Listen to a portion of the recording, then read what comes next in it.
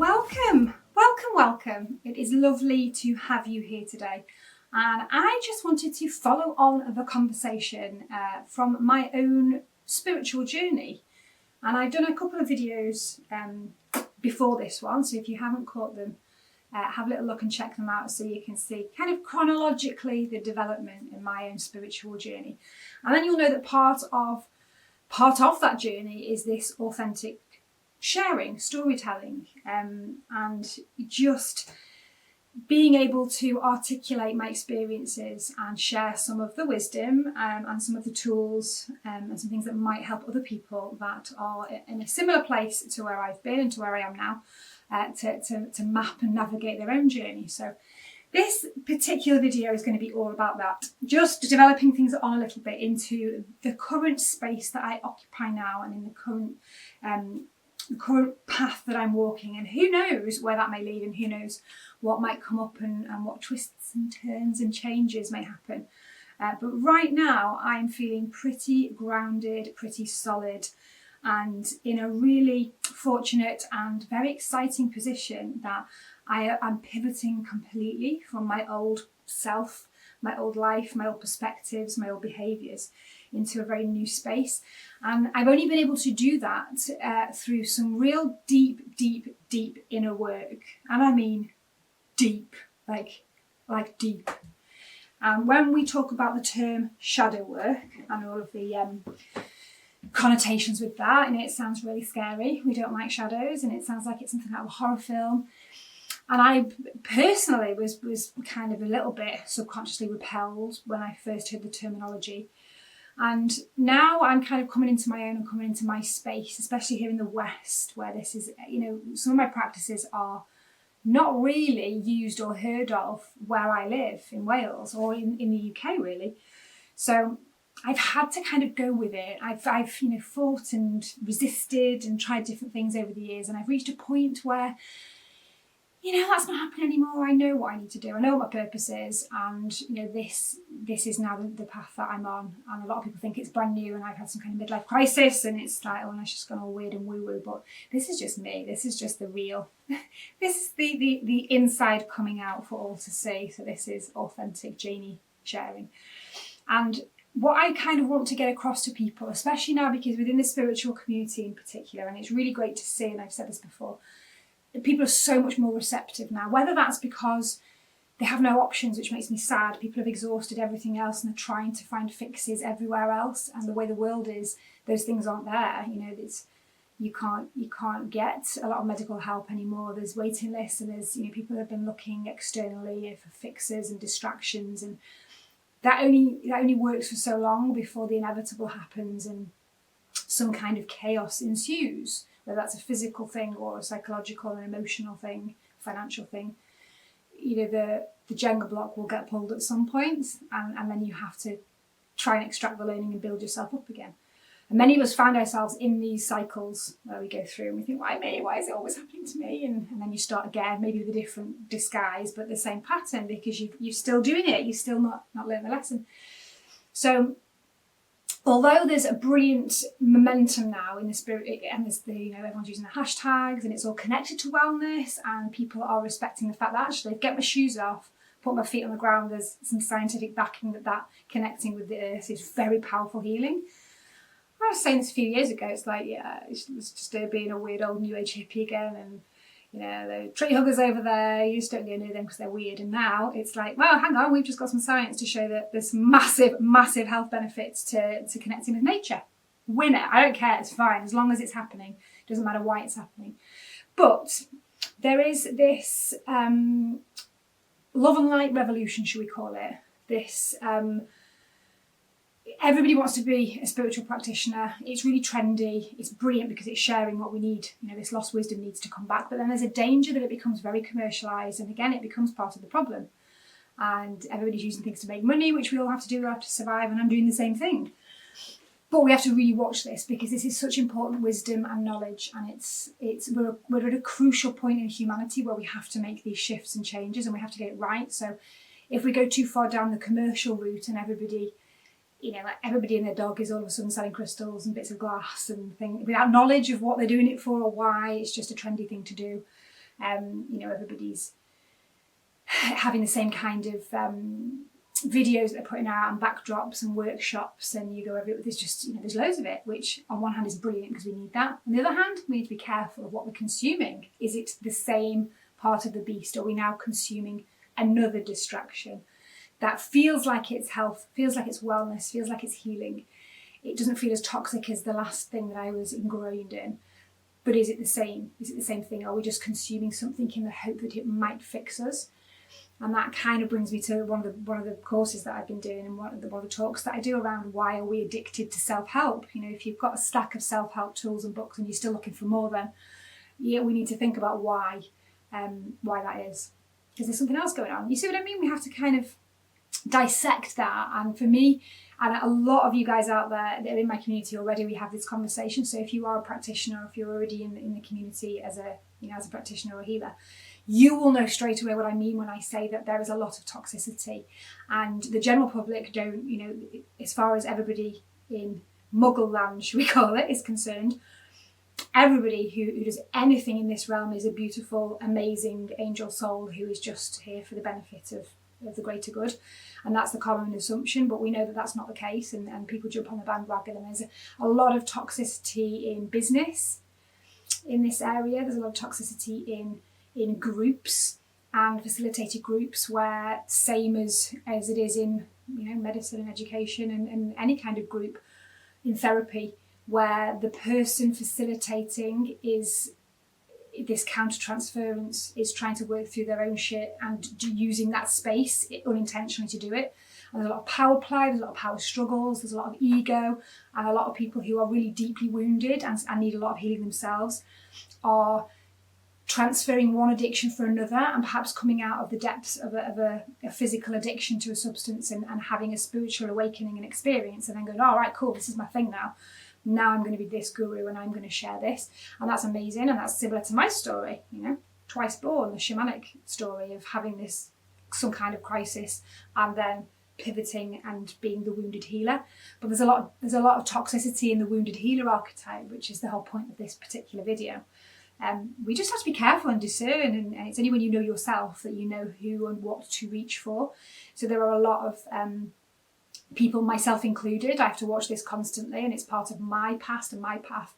The wounded healer switching something for something else and feeling like that's it, I'm standing in my path and my truth, but actually it's another part of that cycle of needing to be loved, needing to be wanted, validated, chosen. It's just a different version. And that's tough, especially when you've worked really hard and you've got your discipline and your practice and everything's great. But I would say that if things are still resisting, and if something in your life is not going right, and there's still toxicity and drama and stuff happening and shit all over the place, it's probably because you're in that cycle still, and that's confusing and difficult. But I would imagine that's why. So, incredibly long story, a little bit shorter. This process is something that I've been through, particularly, obviously the last 10 years since my Peru trek, which you'll know about if you've watched that particular episode, seen my video. But 10 years for sure, this absolute shadow work, immersion, I can't even tell you because it takes too long, but I might do more episodes. Learning after learning after learning after learning. Deep psychological, emotional, inner child stuff coming up to be purged and processed and worked on. And there's some great memes out there that will show spiritual development, spiritual awakening, spiritual enlightenment, however you term it, is not all namaste, lotus position, sunshine and rainbows. It's like a rebirth, literally. I joked with someone a while ago that those of you who have been through childbirth will know this. I feel like I'm stuck at 9.5 centimetres and there's no way out, and I'm just stuck there because it's so painful. It's just really, really painful to experience. But there is hope. It's having that faith in something bigger than, and that can be religious and that can be non-religious, it can be spiritual, it can be non-spiritual. Having some kind of faith in something bigger than yourself. Getting out of this space here in your head that tries to reason everything and find solutions and find logical approaches to things, because we really don't know shit. We just don't. We know what we can prove, and we know what is scientifically and technologically provable, and that's absolutely piss all. So you have to suspend that judgment sometimes, as scary as it might be, as frightening as it might be, not to have the control over, well, I know that, so that's fine, it's safe. We don't know stuff, so you have to feel into your body sometimes, and you have to discern what feels right. And that's part of the growth experience. That's part of leveling up. And I've been doing that many, many times, but especially the last 2 years, right? Last 2 years, 18 months, and in the last 12 months, it's just amped up. So I have had massive growth. I'm really grateful for those experiences, as painful as some of them have been. And that kind of brings me to where I am now, doing the authentic sharing. And for me, I'm positioning myself in that space as is, I learned in Peru, or in the years since Peru. That is who I am, as what I am, is the person that walks between. And in other cultures, in indigenous tribes, that is the shaman's role. That's the person. And obviously, there's a whole contentious debate around cultural appropriation. You can't use the word shaman. You can't. And then I speak to people who are practitioners and who are from indigenous cultures who just get the wisdom out. You said that. That's very sort of Western approach to things, just complaining about things. And although we have to be incredibly respectful of our heritage and our lineage, and we also need to learn and grow from other people, from other cultures. And if we're called to then pass that wisdom on, I think as long as we are respecting and referring back, and making sure that person, that culture, that experience, and those tools are respected for where they have come from. I think we need to get out of that space a little bit and be a little bit, because otherwise nothing gets, we lose it. We lose this vital information, this vital wisdom.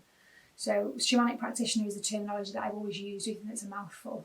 And if you think about in this country, in Wales, the Celtic version would be the terms like witch, priestess, druid. They don't sit well with me either, for obvious reasons, that there's no credibility and people just think you're absolutely loony. And you haven't got time to go into the history of those words and the meanings and the connotations. So it's difficult to put a term on it. In some spaces, energy weaver would be the term. I love that, energy weaver, but again, it's woo-woo, isn't it? It sounds nuts. So somebody that walks between spaces, and I think for me, even though I'm just a Care Bear.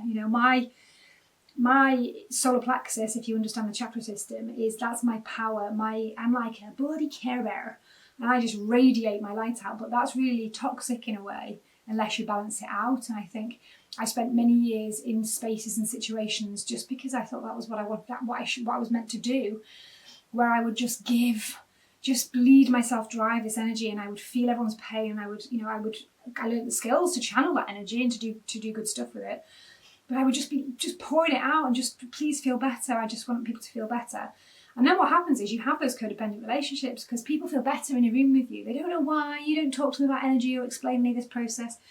They're just like, oh, you've got great energy, Like, I know. And then they want to come back for more. And then you feel chosen and validated, and you feel important, and you feel like people love you and want you and need you. So that's quite seductive. And you go, yeah, okay, yeah, that's my purpose. And then you end up in that space again, and then people are like, right, cool, give me that energy, I want it again. And then eventually you end up in this space where that's expected of you, and actually people become really hostile and aggressive when you remove it. When you burn out and you're like, I need to just let me fill up, then you've abandoned people, and it's not right. And as the practitioner, or as the person who is aware of this, it's your responsibility not to do that, and that's the boundary debate, isn't it? So I found myself in those positions, and then I realised, why am I trying to sort of ignore or repress or hide my real calling, which is, and the only way I can do that is by telling people and articulating what it is that I do. I can't be that stealthy ninja anymore that's kind of walking in one space and pretending I'm doing that, but really doing that. So I need to be able to be in the right space now to be effective, and the time is definitely, where we are in society is definitely now. So it's shadow work. It's not love and light. I may come across like love and light because that is my natural. I shine. I'm a light bearer. I'm a light worker. I'm an energy worker. I am. That's me. I'm light. However, my role and my job and my purpose is to support people out of the dark, and I have to be able to learn how to get into the dark, how to move in the space, support myself, protect myself when working with people who are, either in the depths of despair and need someone to shine a light and hold their hand and help them back out again, Or if people, and you may be one of them, if people are in a space where they think they're winning at life, but then they realise that they're unfulfilled and there is something there that is not what they thought it was. Like my past experience, you think, this is on my bucket list, I've sussed it out, everything's great. Why do I not feel fulfilled? Why am I in pain? Why am I physically in pain? Why do I have these addictions? Why do I behave like this? Because something isn't right. There is some hidden program under the surface. It could be a childhood wound. It could be a soul scar, I call them, energy wounds and soul scars. There's something there that needs uninstalling in order for you to actually level up properly and not just mask it. So if that's you, that's the same thing, is then going from a space where you have the mask of perfection and everything on the surface seems great, and then having the courage and helping people to have the courage to actually step back and dive down into the shadows to unpick, to find what's hidden and being very insidious and holding you back. Shine a light on that, process it, purge it, release it, and then you're off. So that's my role, and it's a very exciting and interesting role. And it's something that people don't understand very much. So, and I think you don't have to understand it. You just have to understand that it's there. You know, you don't need to know how the ins and outs and how it works. And the way that it's going to be working so that I can show up as authentically as I can and that I can protect my own energy and my boundaries from my learning is digital platform in particular. So digitally, you'll be able to access all of my stuff. I've been recording away furiously. I've got some really incredible interactive stuff. And I've set up this whole school called Mojo School. So Mojo School of Holistic Wellness. It's going to be an app. So you'll be able to get it on your phone. And there will be access to all kinds of things that are focused around the medicine wheel. And I'm going to do a specific video next on the medicine wheel.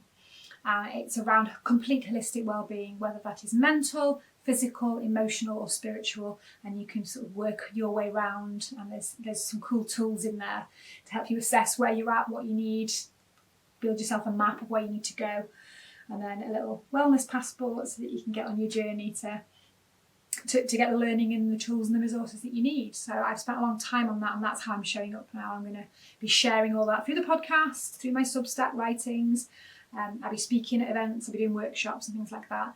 But I'm avoiding one-to-one coaching and being in one-to-one spaces because that's where I get into my toxic space, and I don't really do anybody any good in that space. So it will be digital, online stuff that you can access, all of my heart and soul poured out into this amazing new digital infrastructure, so it's at your fingertips.